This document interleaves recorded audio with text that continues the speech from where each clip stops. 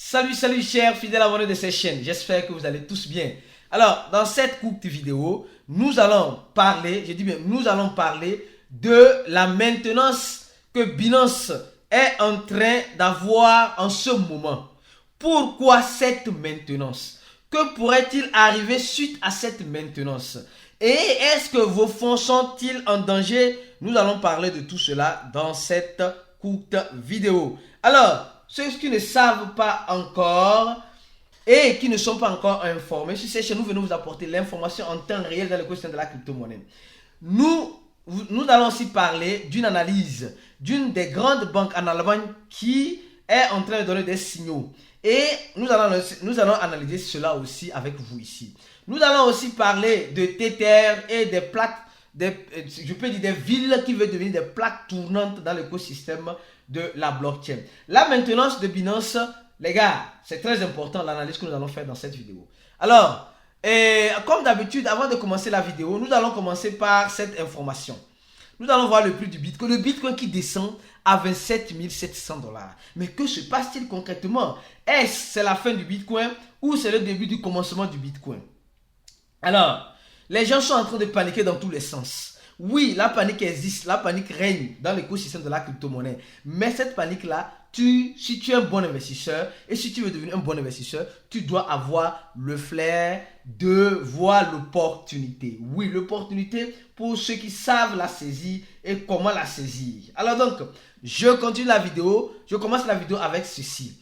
Mes frères et sœurs, si vous n'êtes pas encore sur notre tweet, le tweet de cliquer pour gagner, vous savez, nous postons de temps en temps des informations. Nous postons de temps en temps des informations sur notre tweet. Le tweet, c'est quoi? C'est cliquer pour gagner. Le pseudo, c'est cliquer G et c'est un compte vérifié. Alors, on a posté aujourd'hui, c'est pas des tests pour éduquer notre communauté en ce sens-là. Au sens où nous sommes en train de voir que les banques centrales européennes, une inflation modérée d'ici 2025. Alors nous sommes en train de voir que les banques centrales ont commencé par avoir peur. Surtout la Banque centrale européenne, elle a commencé par avoir peur. Mais est-ce que selon vous, ils doivent avoir peur?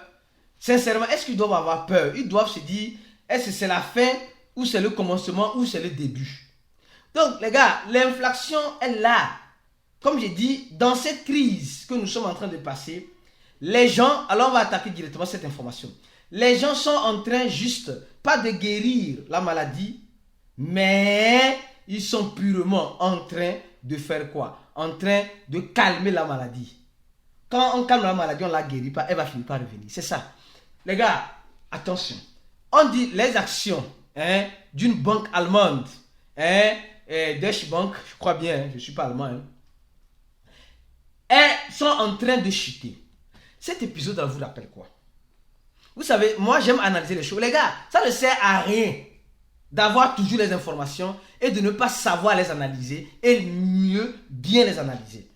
Je me rappelle, avant que le Crédit Suisse, la semaine passée, commence par avoir des déclics, ou bien avant que la banque SVB, ou la banque First Republic Bank, ou bien ces banques qui ont fait faillite, ils ont commencé aussi un vendredi comme aujourd'hui. Ils ont commencé par donner des signaux un vendredi. Et la semaine qui a suivi, on a eu le déclic. On a eu la chute favorable et l'annonce de la faillite. Et au même moment, donc je suis en train de voir le même scénario avec cette banque-là.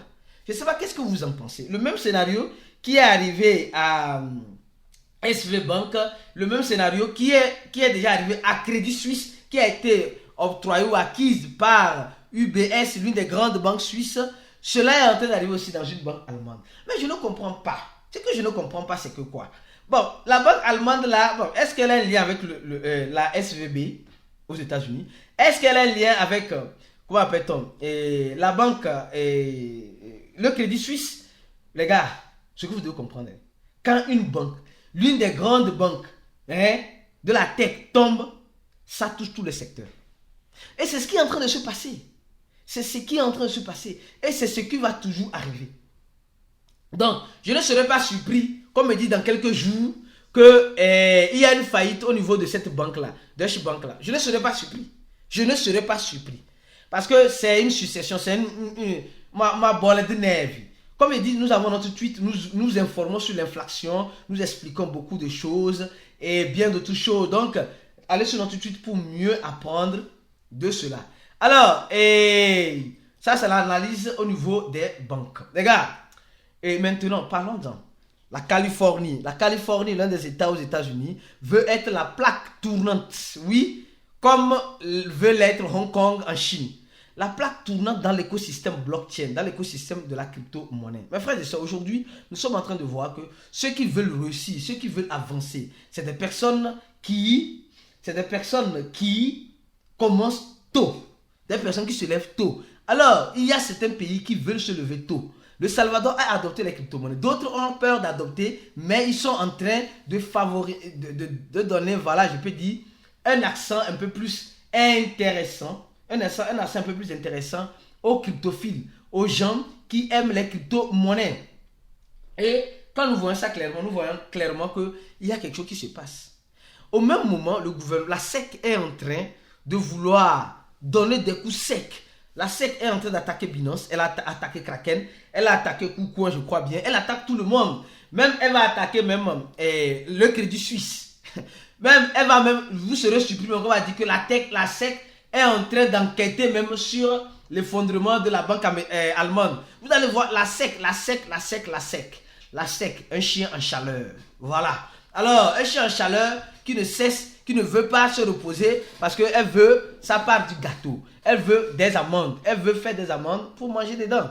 Donc, ce qui est tout à fait normal. Donc, ne soyez pas surpris que d'autres pays en ce moment veulent adopter les crypto-monnaies, veulent mettre des lois moins rigides dans leur écosystème en fait d'accueillir le monde de la crypto-monnaie. Alors donc, ça c'est la deuxième information. Et troisième information, celle-ci. Adama, on peut faire ça. Mes frères et sœurs, le CEO de TTR est en train de nous dire que durant ces temps-ci, il ne fait que imprimer des USDT. C'est-à-dire qu'il ne fait que créer des USDT. En résumé, je prends un petit résumé pour que vous puissiez comprendre. Comme ils disent, ça ne sert à rien d'avoir les informations, mais ne pas savoir les analyser très bien. Alors, nous sommes en train de voir simplement que les réserves de USDT sont en train de augmenter. Elles sont en train de augmenter. Ouais, elles sont en train d'augmenter. Qu'est-ce qui se passe? Les stablecoins, c'est des crypto-monnaies qui sont basées sur une monnaie fiduciaire.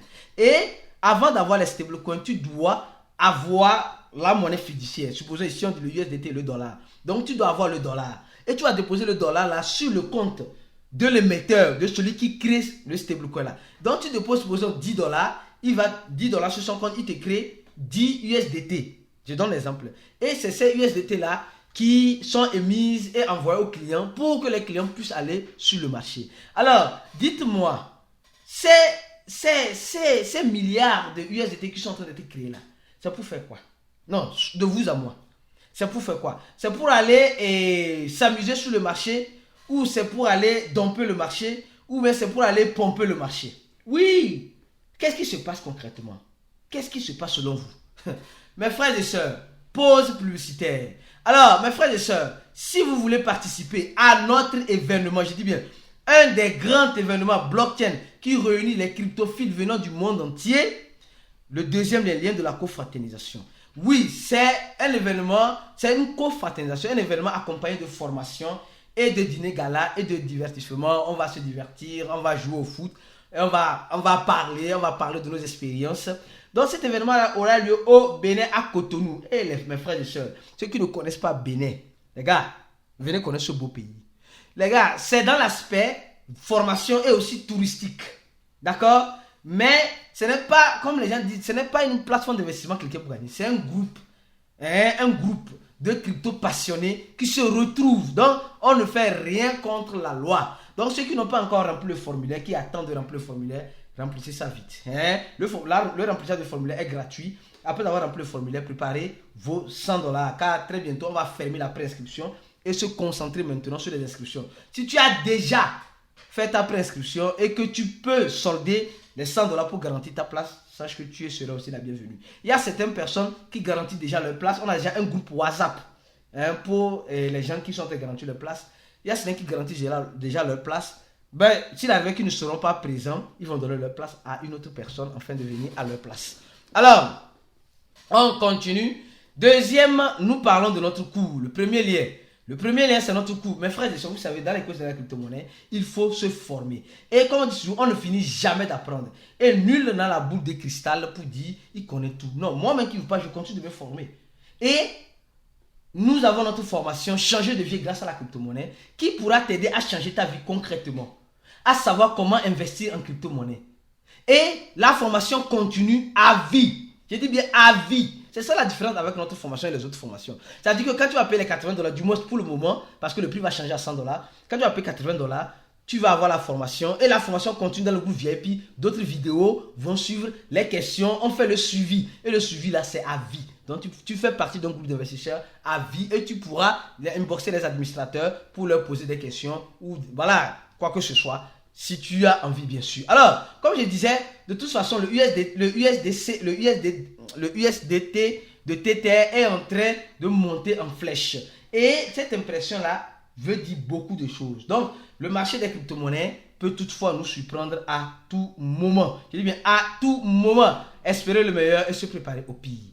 Et mes frères et sœurs, depuis quelques minutes, là, ça ne fait que chauffer. Peut-être au moment où vous verrez cette vidéo, c'est déjà passé. Mais c'est arrivé. Voilà. C'est déjà passé, mais c'est arrivé. Qu'est-ce qui est arrivé? Nous sommes en train de voir que Binance a suspendu de façon momentanée, sans préavis avant, certes, qu'elle est en train de faire une nouvelle actualisation sur le trading spot, sur tout le trading spot de sa plateforme.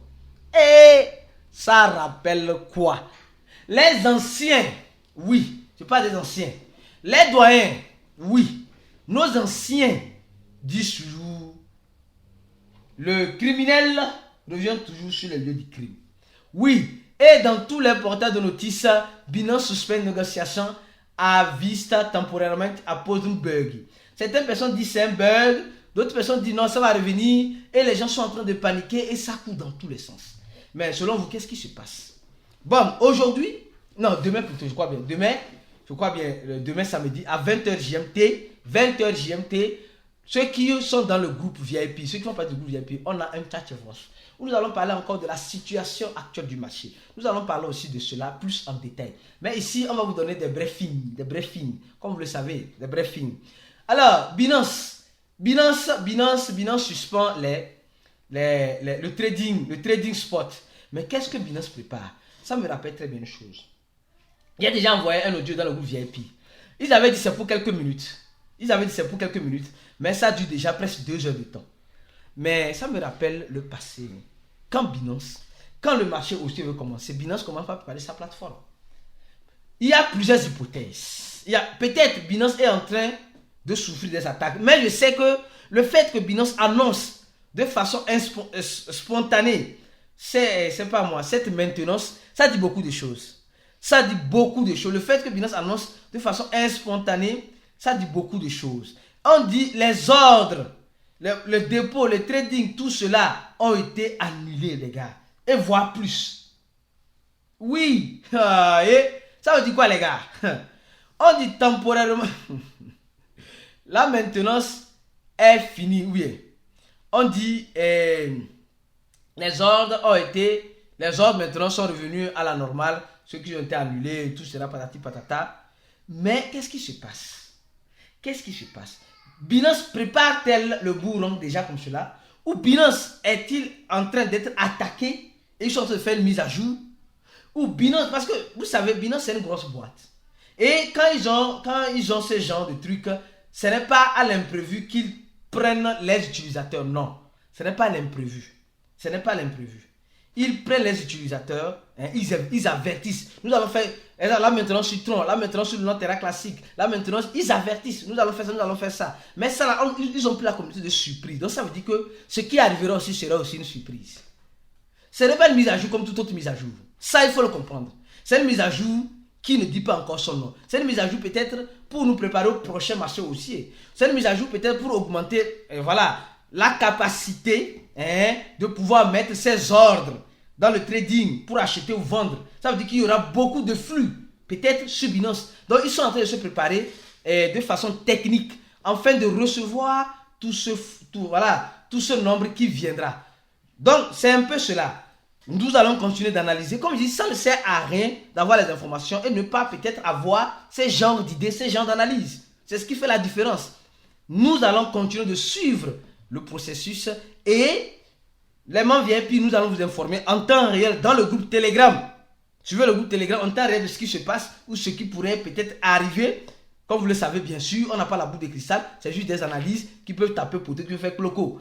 Mais tout porte à croire que quelque chose, c'est une maintenance à l'imprévu. Alors, il y aura une surprise à l'imprévu aussi. Quelle sera la surprise, bonne ou mauvaise, comme on dit toujours en crypto-monnaie? Espérez le meilleur, toutefois en se préparant au pire. On se dit à la prochaine vidéo. Donnez j'aime la vidéo, venez rejoindre dans le groupe VIP. Et mieux encore, soyez prêts à participer à notre co-fraternisation d'événements qui rassemble tous les cryptophiles de l'Afrique. À la prochaine vidéo et ciao.